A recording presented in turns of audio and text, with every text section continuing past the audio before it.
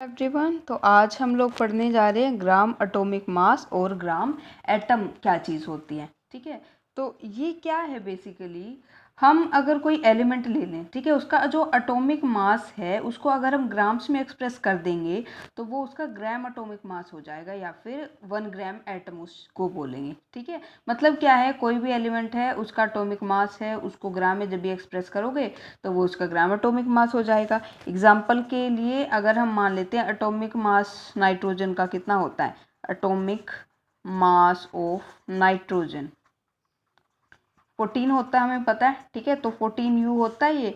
तो जो gram atomic mass है नाइट्रोजन का, gram atomic mass of nitrogen, वो कितना हो जाएगा, वो 14 ग्राम। मतलब एटॉमिक मास को सिंपली जो भी एटॉमिक मास है उसको ग्राम में एक्सप्रेस कर दो, वो उसका ग्राम एटॉमिक मास हो जाएगा। ठीक है, अभी ऑक्सीजन के लिए अगर हम बोलें तो ऑक्सीजन के लिए जो एटॉमिक मास है ऑक्सीजन का, एटॉमिक मास ऑफ ऑक्सीजन, तो वो कितना होता है, 16U होता है। ठीक है, तो उसका ग्राम एटॉमिक मास क्या हो जाएगा, gram atomic mass of oxygen कितना हो जाएगा, ये हो जाएगा 16 ग्राम। मतलब जो भी एटॉमिक मास है उसको ग्राम में एक्सप्रेस कर दो, वो उसका ग्राम एटॉमिक मास हो जाएगा। ठीक है, और इसको डिफाइन कैसे करोगे, इसको डिफाइन करोगे कि कोई भी एलिमेंट है उसकी वो क्वांटिटी, ठीक है, कोई भी एलिमेंट उसकी क्वांटिटी जो उसका जितना मास है ग्राम्स में वो इक्वल हो किसके, उसके एटॉमिक मास के। ठीक है, तो वो हमारा ग्राम एटॉमिक मास हो जाएगा। तो इसको लिखोगे कैसे, अगर डेफिनेशन वैसे तो आती नहीं है, डायरेक्ट पूछते हैं, लेकिन फिर भी डेफिनेशन वाइज डिफाइन करना हो तो हम बोलेंगे the quantity of an element, the quantity of an element whose mass in grams, whose mass in grams is numerically equal to, is numerically equal to its relative atomic mass, is its relative atomic mass, और ठीक है, it's relative atomic mass, और simply हम इसको बोल सकते हैं atomic mass. ठीक है, तो ऐसे करके हम इसको डिफाइन कर सकते हैं, बहुत इजी है ये तो अभी है मोलिकुलर मास। ठीक है, हमें पता है जो मॉलिक्यूल्स हैं वो एटम से मिलके बने होते हैं। अब क्योंकि मॉलिक्यूल्स भी बहुत ज़्यादा छोटे होते हैं जैसे कि एटम्स होते हैं, ठीक है, तो जो एक्चुअल मास है किसी मॉलिक्यूल का उसको हम डिटरमाइन नहीं कर सकते। तो इसको एक्सप्रेस कैसे किया जाता है, इसको भी रिलेटिव मास, जिसको हम एवरेज रिलेटिव मास बोलते हैं, उसमें उसको एक्सप्रेस किया जाता है। और जो हमारा कार्बन 12 आइसोटोप होता है उसको हम यूज़ करते हैं रिलेटिव मोलिकुलर मास को एक्सप्रेस करने के लिए किसी भी सब्सटेंस के, चाहे वो एलिमेंट हो या फिर वो कोई कंपाउंड हो। ठीक है, तो इसीलिए जो मोलिकुलर मास है सब्सटेंस का उसको हम क्या बोलते हैं, it is the average relative mass of its molecule as compared to the mass of carbon atom taken as 12U। ठीक है, ये इसकी डेफिनेशन हो जाएगी। लिखना कैसे है, the average relative mass, the average relative mass of its molecule as compared to the mass of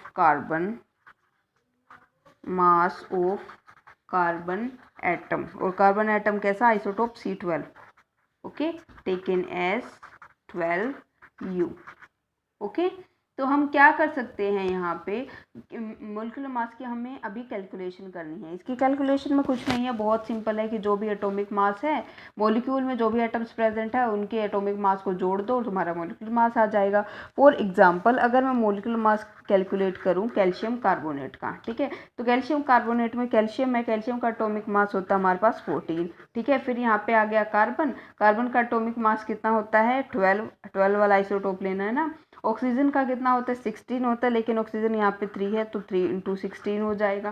ठीक है, जब इसको हम सोल्व करेंगे तो हमारा यहाँ पे आ जाएगा 100U। ठीक है, तो ये हमारा क्या है, मोलिकुलर मास है कैल्शियम कार्बोनेट का। ऐसे ही मेरे को HNO3 का कैलकुलेट करना हो, HNO3 का कैलकुलेट करेंगे तो यहाँ पे एटॉमिक मास हाइड्रोजन का 1 होता है, नाइट्रोजन का जो आइसोटोप लेना है वो 14 वाला लेना है। ठीक है, और ऑक्सीजन का कितना होता है 16 होता है, तो 16 × 3, ओके, तो जब इसको टोटल करेंगे तो ये आएगा 63U। ठीक है, ओके, तो जो मोलिकुलर मास होता है किसी सब्सटेंस का उसको उसका मोलर मास भी बोलते हैं, ठीक है। ये क्या है, मोलर मास टर्म में भी इसका मोलर मास इतना है, ठीक है। मोलिकुलर मास मोलर मास ही होता है, ओके।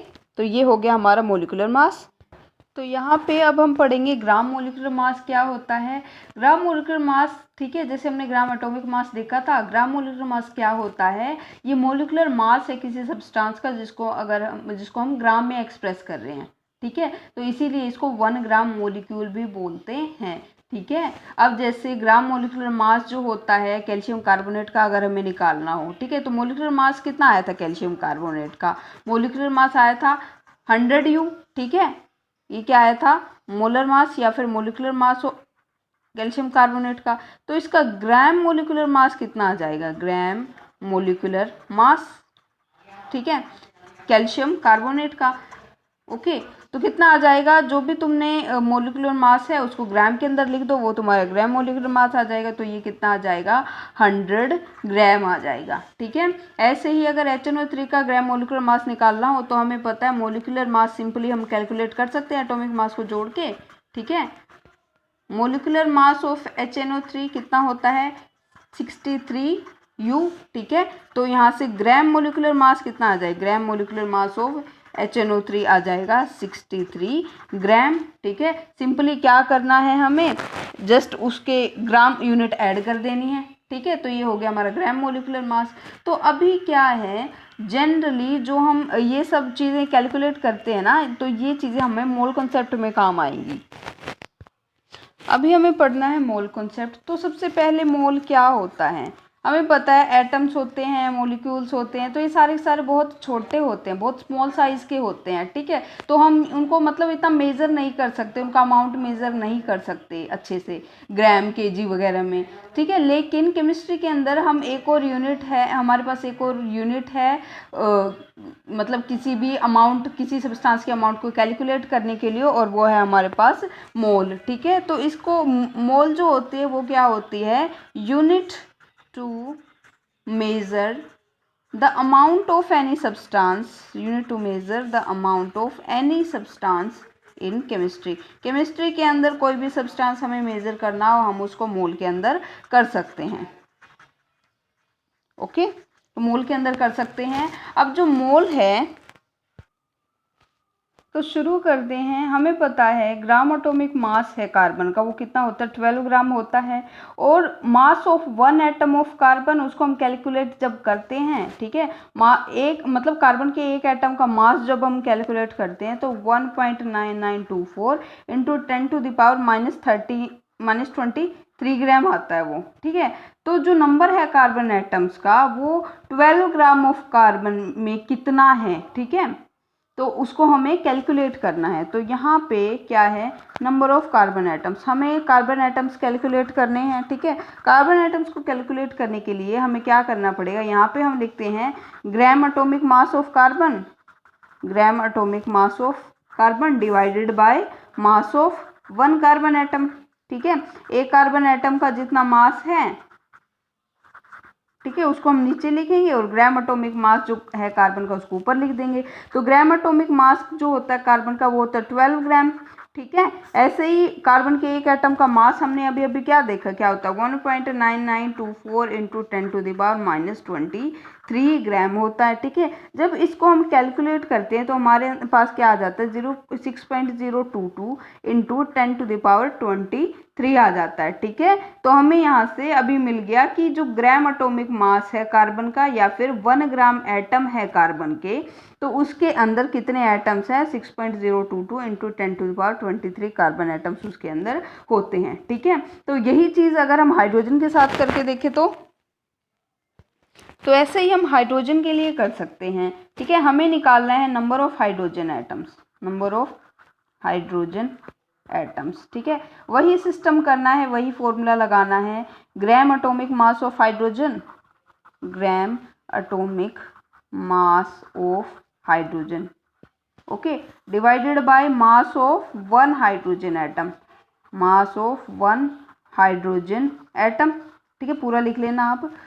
तो यहाँ पे जो ग्राम एटॉमिक मास है हाइड्रोजन का वो कितना आता है, यहाँ से 1.008 ग्राम होता है, ठीक है। और एक हाइड्रोजन के एक एटम का मास होता है 1.672 इंटू 10⁻⁻24 ग्राम, ठीक है। तो जब इसको कैलकुलेट करते हैं तब भी हमारे पास आएगा 6.022 इंटू 10⁻23, ठीक है। तो हमारे पास कार्बन के केस में भी इतना ही आ रहे थे नंबर ऑफ पार्टिकल्स, और हमारे पास हाइड्रोजन के केस में भी इतने ही आ रहे हैं। तो हम ये मान लेते हैं कि जो ग्राम एटॉमिक मास है किसी भी एलिमेंट का, उसके अंदर 6.022 इंटू 10⁻23 एटम्स होते हैं, ठीक है। इसी तरह जो ग्राम मोलिकुलर मास होता है ना किसी सब्सटेंस का, उसके अंदर भी 6.022 इंटू 10⁻23 मोलिक्यूल्स होते हैं, ठीक है। ये बहुत इंपॉर्टेंट बात है।